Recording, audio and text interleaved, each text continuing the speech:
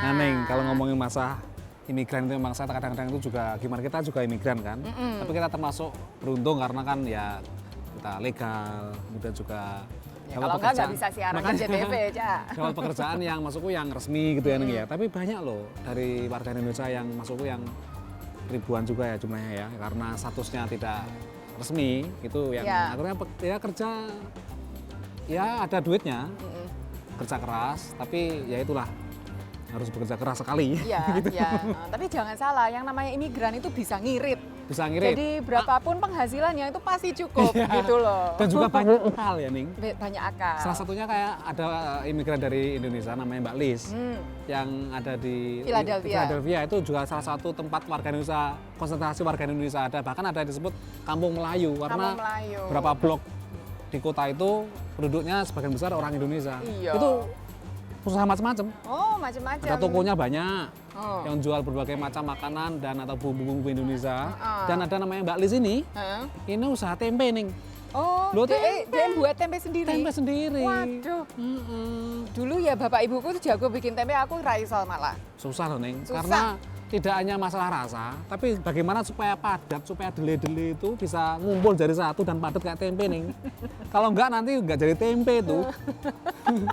Jadi kalau buyar semua itu susah itu. Tapi Mbak Lis ini kayaknya meskipun dulu di Jakarta itu tidak punya latar belakang sebagai pengusaha tempe. Tapi karena di sini ya harus muter otak kan bagaimana supaya bisa bertahan hidup di sini dan bisa hidup nyaman. Akhirnya punya usaha tempe dan pecel juga. Bagi orang Indonesia di perantauan, kalau lagi rindu tanah air, bisa jadi makanan Indonesia menjadi obatnya. Tempe tentu saja menjadi salah satu menu yang dicari.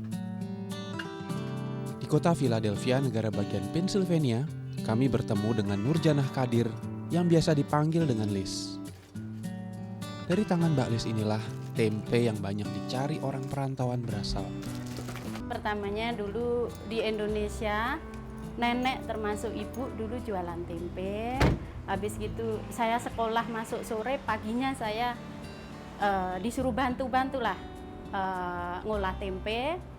Akhirnya nyampe sini kita berpikiran untuk bikin tempe gitu loh.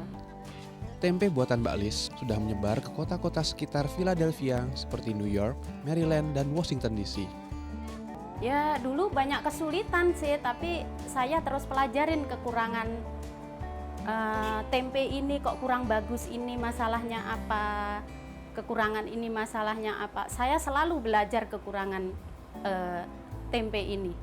Pertama menetap di Philadelphia, Lis bekerja sebagai buruh pabrik kertas. Lis juga pernah menjadi buruh pabrik pengemasan yang diupah per jam. Setelah putrinya lahir, Lis merasa lebih cocok untuk bekerja di rumah sambil mengasuh putrinya. Lis tidak tiap hari membuat tempe. Tempe dibuat berdasarkan pesanan. Menurut Lis, usaha ini bukan usaha kecil, melainkan cara mengisi waktu sambil mengasuh anak di rumah, tapi tetap bisa menghasilkan uang. Hiburan sambil ngurus anak. Kita butuh ketelatenan, butuh tepat waktu, itu yang penting. Dan seluruh proses pembuatan tempe Lis melakukannya sendiri, mulai dari mengupas kulit kedelai hingga peragian. Kami melongok ke ruang masak tempe. Terbayang bukan hal yang ringan untuk mengerjakannya sendiri. Suami Lis bekerja di luar kota dan hanya bisa membantu 2 hari setiap minggunya. Itulah kisah perantau yang produktif mengisi waktunya. Dari Philadelphia, VOA. Lah Neng, apakah nggak mungkin misalnya tempenya Mbak Lis tadi dijual di bandara Neng? Iya. Pasti laku itu, Cak. Tapi kalau nggak digoreng apa suruh ngerokoti mentah ngono? Loroteng malah. Tapi yang namanya tempe itu masih populer loh, Cak, no Amerika. Nah, kalau orang udah nggak asing lagi. Betul, dan namanya kalau di sini bukan tempe tapi tambah H. Tempe. Kayak tampah gitu. Bahkan sudah ada produksi Amerika yang dijual di supermarket Amerika itu. Api-api loh, Cak. Kemasannya bagus, padat, tapi rasanya emang nggak segurih kalau bikinan Mbak Lis tadi. Wah, mungkin anunya ya, apa? Karena Mbak Lis gurih tadi ditambahin apa? Tahu nggak? Apa sih? Mesti toh dulur iki senengnya upil terus. Raginya itu campuran raginya itu emang dari Indonesia khusus. Oh, ya itulah Itu yang susah raginya dicari di itu sini. yang susah dicari.